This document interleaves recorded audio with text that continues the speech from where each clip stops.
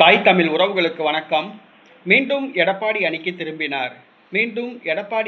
திரும்பினார் என்ற தலைப்பில் இந்த காணொளியை காண்கிறோம்.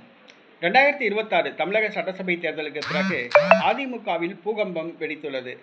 எடப்பாடிக்கு எதிராக வேலுமணி, நத்தம் விஸ்வநாதன், சி.வி. சண்முகம் உள்ளிட்டோர் அணி திரண்டுள்ளனர். கட்சியை கைப்பற்ற வியூகங்கள் வகுத்து வருகின்றனர். இந்த சூழ்நிலையில் எடப்பாடியுடன் இணைந்து செயல்பட்டவர் தங்கமணி. இவர் பள்ளிப்பாளையம் ஊரை சார்ந்தவர். குமாரபாளையம் மற்றும் திருச்செங்கோடு ஆகிய தொகுதியிலிருந்து தமிழக சட்டசபைக்கு எம்எல்ஏவாக தேர்வு செய்யப்பட்டவர்.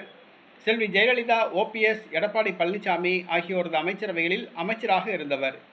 சோதனையான காலகட்டத்தின் போது எடப்பாடிக்கு ஆதரவாக இருந்தவர். தற்பொழுது சட்டசபை தேர்தல் தோல்விக்கு பிறகு எடப்பாடிக்கு எதிராக திரும்பினார். வேலுமணியுடன் இணைந்து செயல்பட்டார். எடப்பாடியை கவிழ்க்க அனைத்து வேலைகளிலும் ஈடுபட்டார். பாஜகவோடும் தாவேகாவோடும் நெருக்கமாக இருந்தார். இந்த சூழ்நிலையில் வேலுமணியிடமிருந்து நேற்றைய தினம் பிரிந்தார்.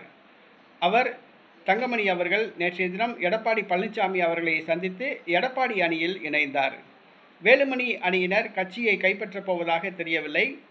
அவர்கள் கட்சிக்குள் எடப்பாடி தலைமையில் இருந்து கொண்டே பதவியை பெற முயற்சிக்கின்றனர். இது தங்கமணிக்கு வெறுப்பை ஏற்படுத்தியுள்ளது. தற்பொழுது எடப்பாடி அணிக்கு திரும்பியுள்ளார் தங்கமணி. மீண்டும் அவருக்கு மாவட்ட செயலாளர் பதவி, கட்சியின் மாநில பொறுப்பு வழங்கப்படும் என்று கூறப்படுகிறது. வேலுமணி ஆதரவாளர்கள் பலர் மீண்டும் எடப்பாடி அணிக்கு திரும்ப உள்ளதாக கூறப்படுகிறது.